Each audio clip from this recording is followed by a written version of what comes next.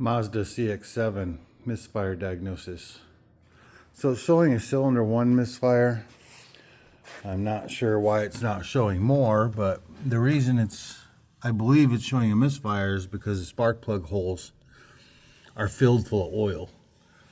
But that's number 1. It's not too bad. Zoom.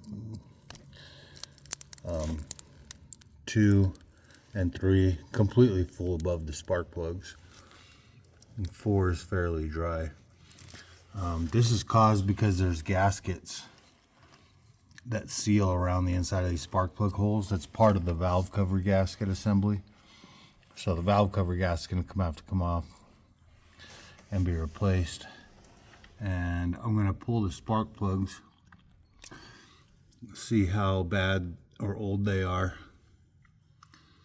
and probably just replace the spark plugs anyways, since I'm already down this far.